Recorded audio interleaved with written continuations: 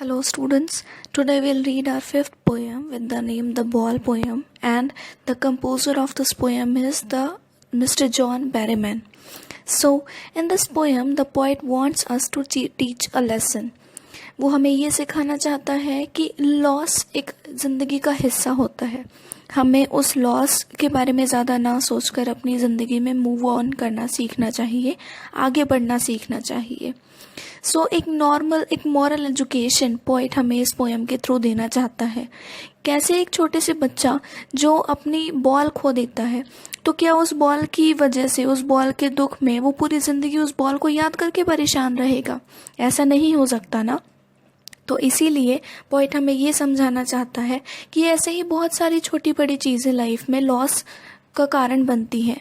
हम उन्हें खोना पड़ता है. यहाँ लोग भी आते हैं, यहाँ पर्सनल चीज़ें भी आती हैं, लेकिन हम उनको ज़्यादा दिनों तक याद नहीं कर सकते. So let's go with our lyrics of the poem. First stanza. What is the boy now who has lost his ball? What is he to do? I saw it go. क्या है अब वो लड़का जिसने अपनी बॉल को खो दिया? क्या कर सकता है अब वो? मैंने उस बॉल को जाते हुए देखा था. मैरिली बाउंसिंग, खुशी से उछल रही थी. डाउन द स्ट्रीट, गली के नीचे से जा रही थी. एंड देन मैरिली ओवर, और फिर वो खुशी से एक बार और उछली. There it is in the water, और अब वो उछलकर पानी में चली गई. नो यूज टू से oh there are other balls. कोई फ़ायदा नहीं ये कहने का कि बहुत सारी दूसरी बॉल्स भी तो हैं. An ultimate shaking grief fixes the boy. उस बच्चे के मन में अब ये इतना दुख बैठ गया है उस बॉल को खोने का. वो बहुत ज़्यादा दुखी है उस बॉल को खोने के बाद. एज ही स्टैंड्स रिजिड, जैसे वो वहाँ पर कांपते हुए खड़ा रहता है, बिल्कुल स्टिफ हो जाता है, बिल्कुल स्ट्रांग हो जाता है. ट्रेम्बलिंग, कांपते हुए. स्टेयरिंग डाउन, नीचे घूरता है. All his young days into the harbour where his ball went. ये सारे दिनों को याद करता है जहाँ पर उस बंदरगाह के पास वो घूमता था, उस हार्बर, उस पोर्ट के पास वो घूमता था, अपनी बॉल के साथ खेलता था. लेकिन अब ये सारी चीज़ें उसे बार बार याद आती हैं. I would not intrude on him. A dime another ball is worthless. मैं उसके मामले में बिल्कुल भी दखल अंदाजी नहीं करूँगा. इंट्रूड का मतलब होता है दखल अंदाजी करना. A dime another ball, दूसरी ही छोटी सी बॉल, अगर सस्ती सी बॉल अगर मैं उसे लाके दे भी देता हूँ, another ball is worthless, ये उसके काम की नहीं है. Now he senses first responsibility in a world of possessions.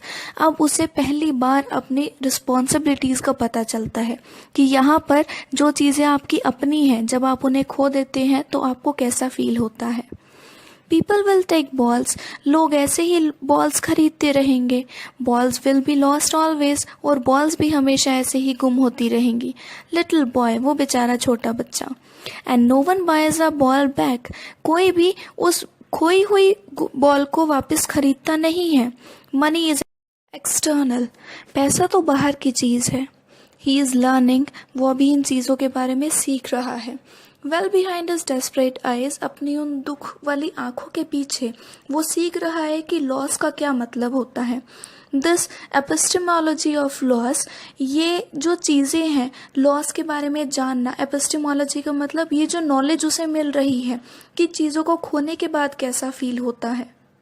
How to stand up, कैसे उस लॉस को भूल कर आगे बढ़ना है. Knowing what every man must one day know, वो अब ये बच्चा जान रहा है उस बात को जो हर आदमी एक दिन उस बात को जानता है.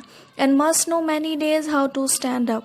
लास्ट की जो लाइन्स है वो सिर्फ इतना ही बताना चाहता है कि ये लॉस, जो दुख उसने बच्चे ने बॉल खोने पर पहली बार फेस किया, ये लॉस लोग कई बार अपनी ज़िंदगी में फेस करते हैं.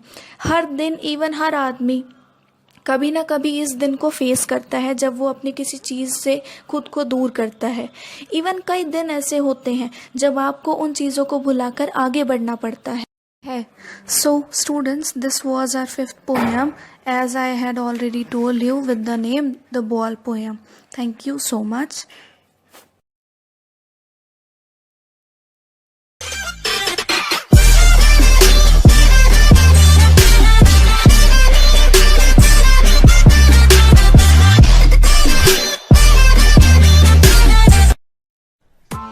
Press the bell icon on the YouTube app and never miss another update.